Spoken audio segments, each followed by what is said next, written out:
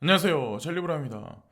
요 근래 제가 영상을 제작할 때 포커스를 많이 맞추는 게 금리거든요. 사실 미국에서 금리가 어떻게 될지. 근데 저는 제 방향성은 이미 잡혀 있고 금리를 설상한다라고 하더라도 아주 미미하게 0.25% 그것도 뭐 지금 뭐 전 세계 뭐 기관들은 뭐 금융기관들 전체적으로 다 금융 엘리트들은 뭐 5번 할 거다, 6번 할 거다, 7번 할 거다 그렇게 얘기하지만 그렇게 하지 못할 거라고 저는 전제를 깔고 말씀드리고 거기에 준하는 자료를 가지고 저는 이제 말씀드린다고 생각하거든요. 근데 제가 이런 거를 이제 방송에서 말씀드려도 애매하다, 방향성 애매하다라고 말씀하시는 분이 어저께 댓글이 있더라고요. 근데 애매하다라고 저는 생각 안 하거든요. 저는 분명히 금리가 설상 인상하더라도 많은 횟수를 못 할 거고 금리 인상의 어떤 그 포인트는 0.25 내지 0.5가 전부 다일 거라고 저는 생각을 해요. 올해 안에.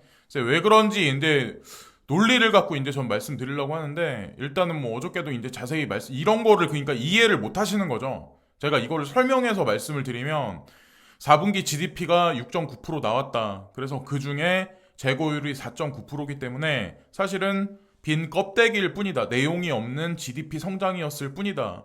이렇게 말씀드려도 그냥 애매하다라고 이제 받아들이시는 거죠. 그러니까 저는 이제 그래서 어느 정도 공부를 하시고 제 영상을 보시고 공부를 하시고 아, 왜 이 사람이 금리 인상을 그렇게 과격하게 못 하는구나.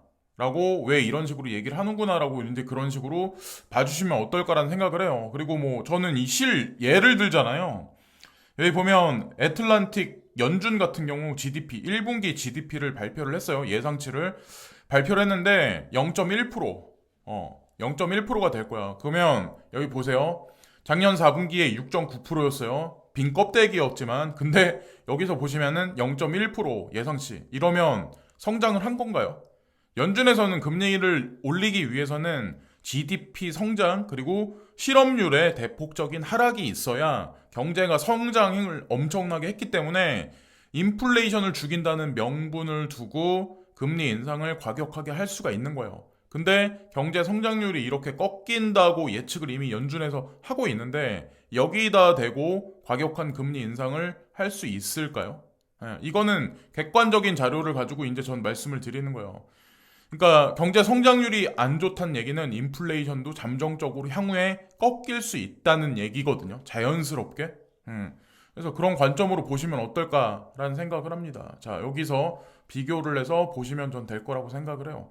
저도 이제 영상을 하면서 저 자신도 이제 배워가는 거고, 보시는 구독자 분들도 이제 배워가시는 거고, 이해를 못 하시는 분들은 뭐, 그건 뭐, 어쩔 수가 없다라고 이제 저는 생각을 해요. 그리고 JP 모건이 뭐 아무리 비트코인이 올라간다라고 하더라도 최종적인 가격이 3만 8천 달러다. 그러면 지금 뭐 흔들리는 장세랑 변할 게 뭐가 있을까요? 이 뉴스를 보면 어떤 사람들은 곧대로 받아들여서 아 그러면 여기서 더 폭락이 오겠구나. 내가 산 가격이 거품이구나라는 생각을 할 수밖에 없었죠. 예전에는 15만 달러까지 올라갈 거야.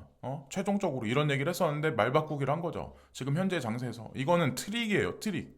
예. 거짓이라고 이제 보시면 되고 그리고 요 근래 뭐 희망회로를 돌릴 수 있는 아무것도 그런 게 없으니까 뭐 요 근래 이제 러시아에서 뭐 이 가상자산 시장에 관해서 긍정적이게 이제 발언을 하고 채굴 시장에 관해서 뭐 활성화를 많이 시킬 거다. 푸틴 대통령이 이제 그렇게 얘기를 하면서 긍정적인 얘기가 도니까 이런 사진을 누가 만들어서 이제 막 올리더라고요. 트위터 상에. 근데 중국도 분명히 올 거고 그런 관점으로 이제 중국 코인도 포기하지 마시고 러시아 관련해서는 웨이브즈라고 있거든요. 웨이브즈. 예, 웨이브즈. 그걸 사라는 의미에서 제가 말씀드린 게 아니라 이미 이 메타를 타고 한 번 폭등을 했을 거예요. 그래서 웨이브즈도 물리신 분들은 포기하지 마시고 끝까지 지켜보세요. 아마 밀어준다면 중국은 뭐 네오나 온톨로지, 큐텀, 뭐 이오스, 뭐 이더리움 클래식, 비트코인 캐시 이런 게 되겠지만 뭐 그리고 러시아 같은 경우는 웨이브즈가 아주 대표적인 코인이거든요. 그런 관점으로 보시면 어떨까라는 생각을 하고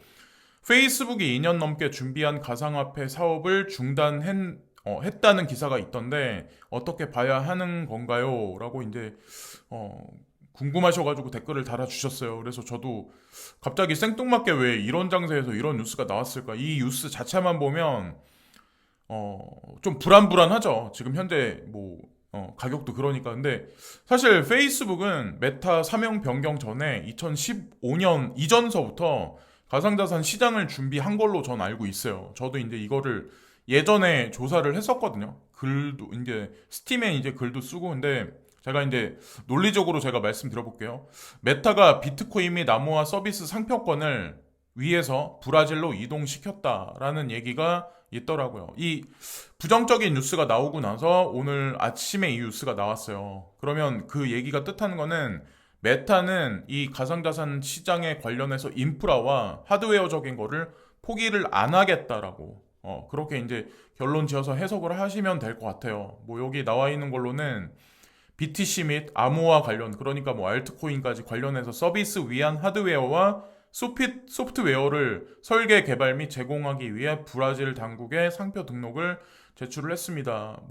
그리고 중요한 거는 와스 앱을 통해서 이미 팍소스 스테이블 코인을 지금 파일럿 테스트를 현재 하고 있어요. 향후에 가상자산 시장에 유통을 시키기 위해서 이 뒤에 어플을 통해서 저희 이제 그렇게 생각을 하거든요. 그래서 너무 신경 쓰실 필요 없고, 그리고 중요한 거는 이 하드웨어 기기 중에 메타가 시장 점유율이 거의 시장 점유율이 75% 정도 되거든요. VR 기기 시장에서.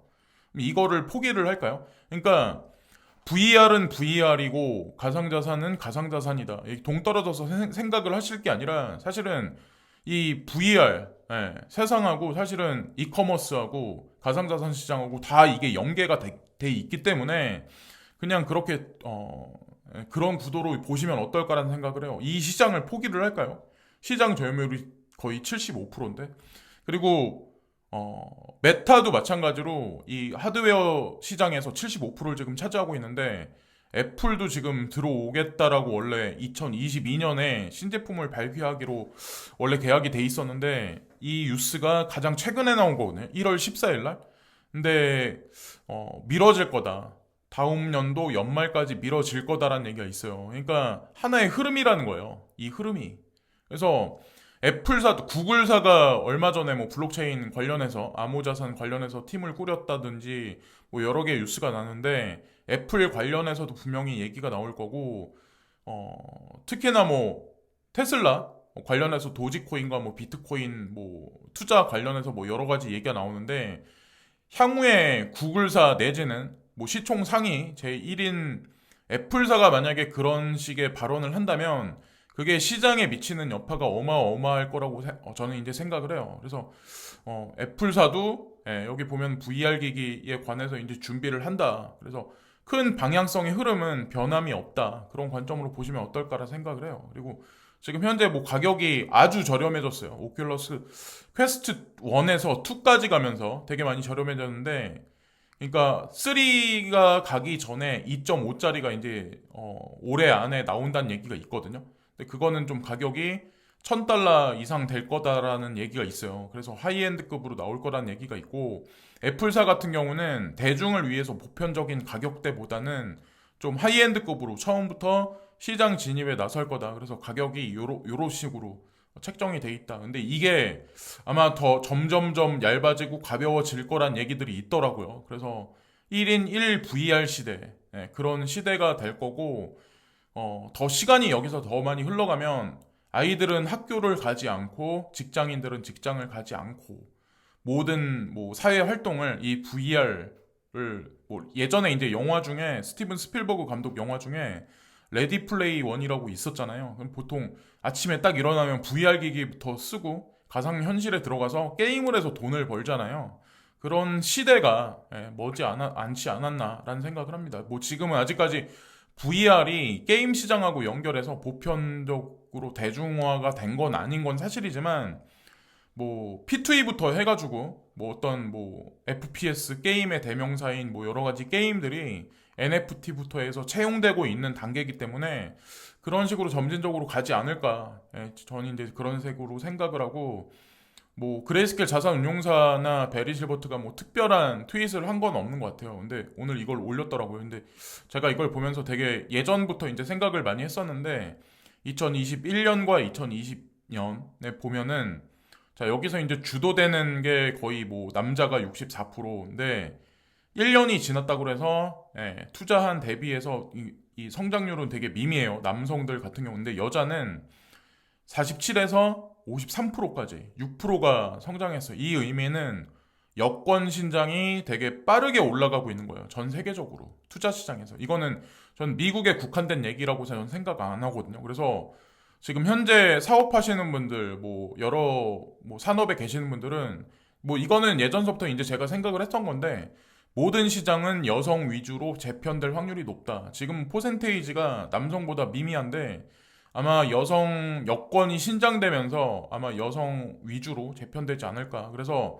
엔터테인먼트 뭐 관련해서 아니면 뭐 외식업 산업도 마찬가지로 여성 위주로 메뉴 구성을 한다든가 마케팅을 한다거나 이런 게 제가 보기에는 좀 낫지 않을까. 현명한 방법이지 않을까. 그래서 큰 흐름에 보면 남자에서 여자로 여성으로 어떤 힘의 이동 이걸 지금 제가 말씀드리면 말 같지도 않다라고 말씀하실 분 있겠지만 그렇게 갈 것 같고 그리고 힘의 이동도 서에서 큰 흐름에서 보면 서에서 동으로 그래서 어떤 이런 큰 흐름이 있지 않나라는 생각을 하고 요즘 보면은 얼마 전에 거래소로 뭐 3만 개의 비트코인이 들어갔다 그러면서 사실은 폭락장이 왔었거든요.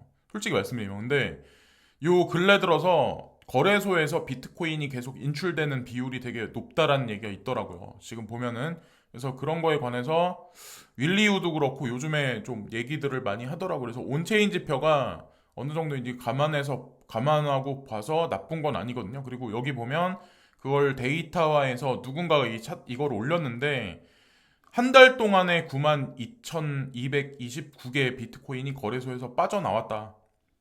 네, 보시면 아시겠지만 그래서 거래소에서 비트코인이 빠져나왔다는 얘기는 사실 긍정적인 거고 거래소로 비트코인이 들어갔다는 얘기는 사실 스테이블 코인이나 뭐 팔기 위해서 빠져나간 거기 때문에 지금 현재 상황으로 봐서는 온체인 지표 상으로 봐서는 나쁜 게 흘러가는 건 아니거든요. 그런 관점으로 보시면 어떨까라는 생각을 하고 다시 이제 금리에 관해서 우리가 한 가지 예측할 수 있는 게 있는데 가장 앞으로 향후에 나올 지표 중에 진짜 중요한 지표가 미국의 실업률 지표거든요. 이거를 아마 가장 우선시해서 아마 볼 거예요. 다음 달. 그래서 2월 4일 날 이 지표가 나올 텐데 쭉 지속적으로 감소를 했어요. 여기 보시면 아마 아시겠지만 지속적으로 5월 달부터 해가지고 쭉 지속적으로 감소를 했어요. 이러면서 뭐 이때서부터 사실 인플레이션 얘기를 했는데 뭐 그때 말기까지 인내한다. 제롬 펄 연준 의장은 인내하겠다는 얘기를 계속 이렇게 말씀을 하셨었잖아요. 그래서 어쨌건 이 결과를 우리가 보면 알 수가 있는데 여기 보면 실업률이 상승해서 나올 거라고 저는 생각을 하는데 여기 보면 1월 6일 날부터 1월 20일까지 실업수당 청구자 지수가 세 번에 걸쳐서 연이어서 상승을 했어요. 이 얘기는 실업자가 늘었다는 얘기고 1월 27일 날 미온적으로 약간의 감소가 있었어요. 그러면 이거를 데이터를 집계해서 1월 달께 2월 4일 날 발표되는 거거든요. 그런 관점으로 봐서는 실업률이 여기서 지속적으로 하락을 했지만 극반전돼서 실업률이 상승할 확률이 높지 않을까. 그래서 그 재료를 가지고 3월 16일 날 다시 아마 대입을 시킬 거예요. 그래서 2월 달에 실업률이 CPI가 어떻게 나오는지 그것도 이제 쭉 지켜보시면 전 될 거라고 생각합니다. 이게 애매하다라고 저한테 표현하시는 분들이 있는데 애매하다라고 전 생각 안 하고 저는 분명히 방향성 맞게 말씀드린다고 저는 생각을 하는데 객관적으로 그리고 파이낸셜 타임즈에 여기 보면 중국, 대만 두고 미국과 군사적 충돌 위험 경고한다. 그래서 대사의 발언은 공산주의 국가 관리들이 전쟁 가능성에 대해 직접 이야기하는 드문 예의다. 그래서 예전 같으면 애매모호하게 불확실하게 얘기를 했는데 직접적으로 얘기를 했대요. 그러니까 군사적으로 미국에서 지금같이 대만을 가지고 계속 옹호하는 발언을 한다거나 그렇게 하면 중국에서 가만 안 있을 거다라고 여기서 위험 경고를 했다라고 하네요. 어쨌건 군사적 충돌이 직접적으로 있지는 않겠지만 예전하고는 사뭇 다른 분위기가 있는 거고 인도 시장도 여기서 향후에 많이 커져 나가면 미국하고의 분쟁이 잠정적으로 생길 가능성이 높지 않을까. 어쨌건 중국 관련한 코인과 인도 관련한 코인, 뭐 WRX라든가 폴리곤이라든가, 저는 어쨌건 다 나쁘다고 생각을 안 해요.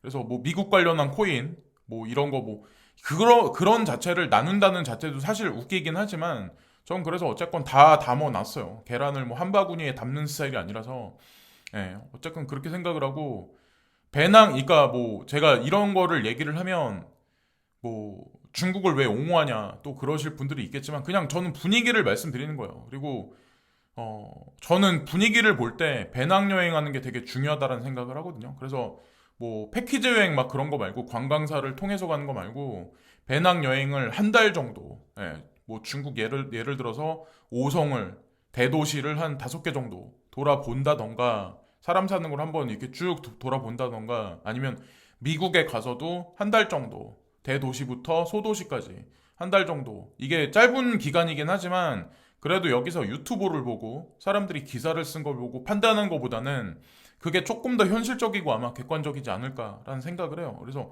이런 경험도 한번 해보시는 게 제가 보기에는 세상 살아가는데 남은 여생 좋지 않을까라는 생각을 합니다. 그래서 오늘도 시청해주신 많은 분들께 고개 숙여 감사를 드리고요. 남은 명절 연휴 기간 동안 분들과 좋은 시간들 보내시고 어쨌건 너무 불안한 시장 상황 내에서 일단 뭐 투자를 하셨으니까 끝을 봐야 된다라고 이제 저는 생각을 해요. 그래서 오늘도 시청해주신 모든 분들께 진심으로 감사합니다.